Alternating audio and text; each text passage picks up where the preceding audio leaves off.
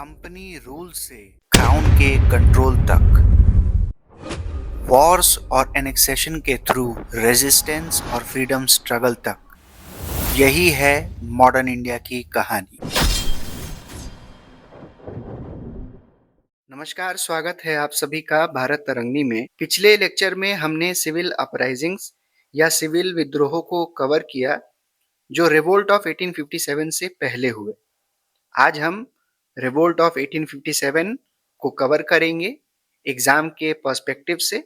मुख्यतः इसमें हमें इस रिवोल्ट के कॉजेज, लीडर्स और आउटकम्स को कवर करना होता है जो अक्सर एग्जाम्स में पूछे जाते हैं। चलिए एक एक करके इन्हें कवर करते हैं। यह विद्रोह जो वर्ष 1857 में मध्य और उत्तरी भारत के कुछ भागों में हुआ, के कारणों में सेना का असंतोष और बुनियादी सामाजिक और आर्थिक परिवर्तन की एक लंबी प्रक्रिया में देखने को मिलता है, जिसने कंपनी राज की पहली सदी में किसान समुदायों को तबाह कर दिया था। शुरुआती दौर में कंपनी ने इंडिजिनस कम्युनिटीज के परंपराओं और रीति रिवाजों का सम्मान करते हुए सेना के सवर्ण यानी कि हायर कास्ट कैरेक्टर को मेंटेन रखा। यह बात विशेष रूप से बंगाल की सेना के बारे में सच था, जिसमें मुख्यतः ब्राह्मण, राजपूत और भूमिहार शामिल थे। 1820 के दशक के बाद स्थिति बदलने लगी जब सेना में सुधार आरंभ किए गए, जिसका उद्देश्य एक यूनिवर्सल मिलिट्री कल्चर को बनाना था। जैसे जैसे यह रिफॉर्म्स लागू होते गए,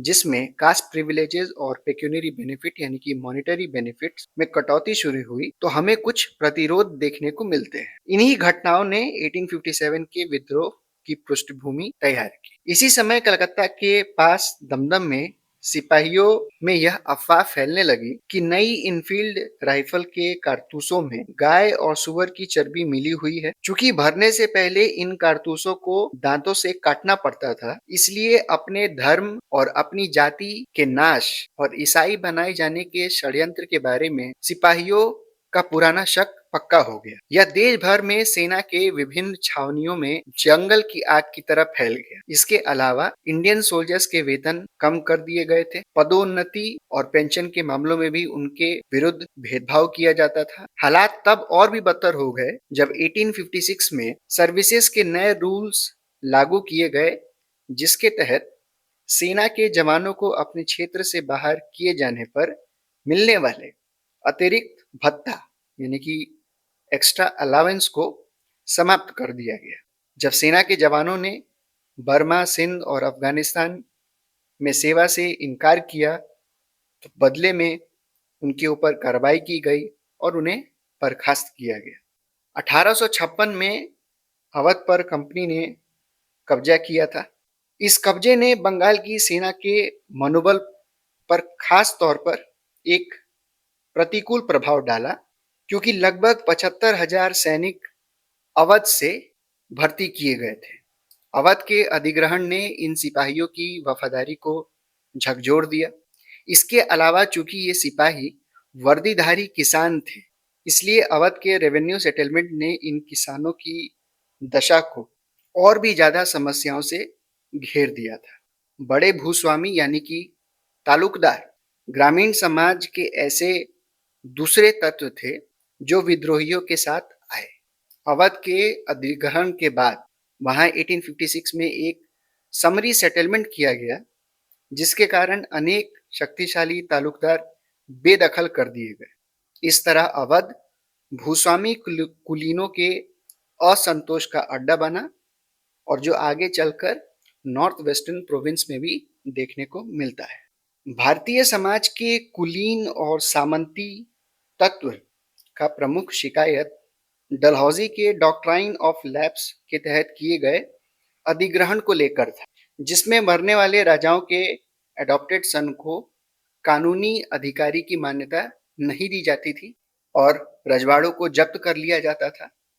तो ये उनका एक प्रमुख नाराज होने का ब्रिटिश शासन से एक कारण बना।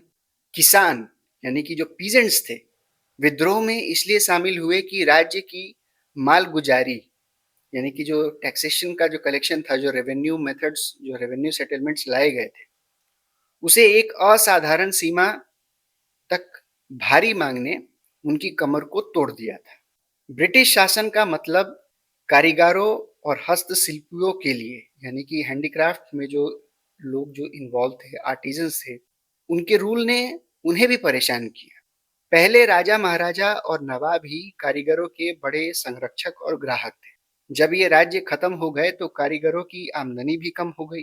इसके अलावा ब्रिटिश सरकार ने भारतीय हस्तशिल्प को कभी बढ़ावा नहीं दिया, बल्कि ब्रिटेन में बने मशीन से तैयार सामान को भारत में बेचना शुरू किया। सस्ते विदेशी सामान के कारण भारतीय कारीगरों का काम धीरे धीरे खत्म होने लगा और उनकी स्थिति बहुत खराब हो गई। इस तरह से इन सभी फैक्टर्स ने मिलकर रिवोल्ट ऑफ 1857 को जन्म दिया। अब बढ़ते हैं रिवोल्ट के मेन इवेंट्स की तरफ।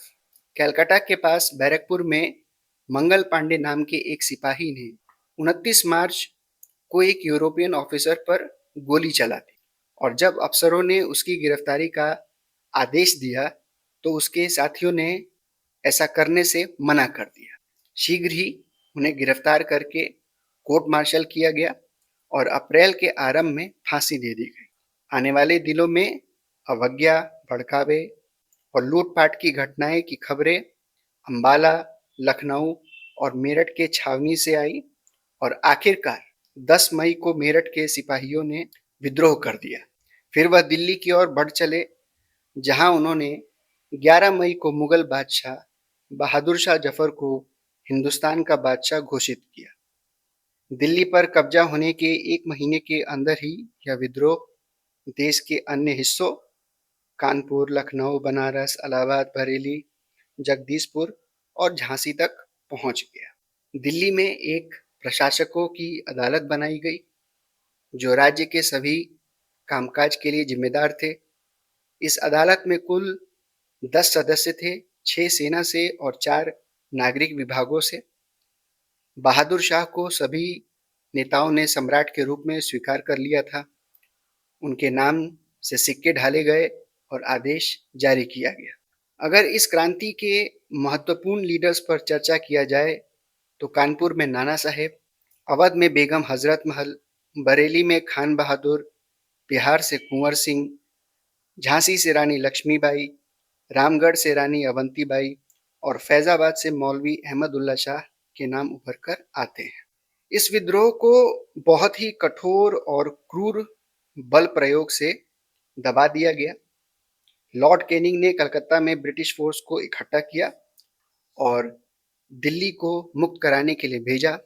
अंततः 20 सितंबर 1857 को दिल्ली पर फिर से ब्रिटिशर्स का कब्जा हुआ और बहादुर शाह को गिरफ्तार करके निर्वासित कर दिया गया। बनारस, इलाहाबाद और कानपुर धीरे धीरे कब्जे में आए। 1858 से 1859 के बीच ब्रिटिश सेना ने एक एक करके ग्वालियर, दोआब, लखनऊ, अवध, रोहिलखंड तथा मध्य भारत के बाकी भागों पर कब्जा किया। विद्रोह ने मुख्यतः बंगाल की सेना को प्रभावित किया। मद्रास और बॉम्बे की रेजिमेंट्स शांत रहीं, जबकि पंजाब और गोरखा ने विद्रोह को कुचलने में ब्रिटिशर्स को सक्रिय सहायता दी। 1857 का विद्रोह भारत के इतिहास में एक महत्वपूर्ण विभाजक रेखा है। सबसे पहली बात यह है कि उसने ईस्ट इंडिया कंपनी के शासन को समाप्त कर दिया। 2 अगस्त 1858 को ब्रिटिश पार्लियामेंट ने भारत के लिए एक कानून पारित किया जिसमें महारानी विक्टोरिया को महारानी घोषित किया गया और एक सचिव यानी कि secretary of state for India की नियुक्ति का प्रावधान किया जो ब्रिटिश कैबिनेट के सदस्य थे। उन्हें सलाह देने के लिए एक परिषद बनाई गई जिसे इंडिया काउंसिल कहा गया। भारत के गवर्नर जनरल को वाइसरॉय की उपाधि दी गई। देश के सभी शासकों को यह आश्वासन दिया गया कि भविष्य में उनके राज्य को अनेक्स नहीं किया जाएगा, लेकिन उन्हें ब्रिटिश रानी को अपनी सर्वोच्च शासक मानना पड़ेगा। इस प्रकार भारतीय शासक ब्रिटिश क्राउन के अधीन शासक बन गए। यह तय किया गया कि सेना में भारतीय सैनिकों की संख्या कम की जाएगी और यूरोपियन सोल्जर्स की संख्या बढ़ाई जाएगी। ब्रिटिश सरकार ने यह भी निर्णय लिया कि भारत के लोगों की धार्मिक और सामाजिक परंपराओं का सम्मान किया जाएगा। इस प्रकार भारत में ब्रिटिश एम्पायर को जिस सबसे बड़ी चुनौती का सामना करना पड़ा था, वह समाप्त हो गया। सिपाहियों को अपनी कुछ कमियां और कमजोरियां थी, फिर भी विदेशी शासन से देश को मुक्त कराने का उनका यह प्रयास एक देशभक्तिपूर्ण और प्रगतिशील कदम था। यद्यपि यह विद्रोह सफल नहीं हो पाया, फिर भी इसका उद्देश्य बहुत महान था। यह आगे चलकर राष्ट्रीय स्वतंत्रता आंदोलन के लिए प्रेरणा का स्रोत बना और बाद में उसी आंदोलन ने वह लक्ष्य प्राप्त किया जिसे 1857 का विद्रोह हासिल नहीं कर पाया। तो यह था आज का लेक्चर। इसी के साथ इस सेक्शन को हम यहीं पर एंड करते हैं। अब हम नए सेक्शन की तरफ चलेंगे, बिगिनिंग ऑफ नेशनलिज्म, जिसे हम अपने अगले वीडियो में लेकर आएंगे। मिलते हैं अगले लेक्चर में। जय हिंद, जय भारत। किसी भी क्वेश्चन या डाउट को आप सभी अपने कमेंट में पूछ सकते हैं। धन्यवाद।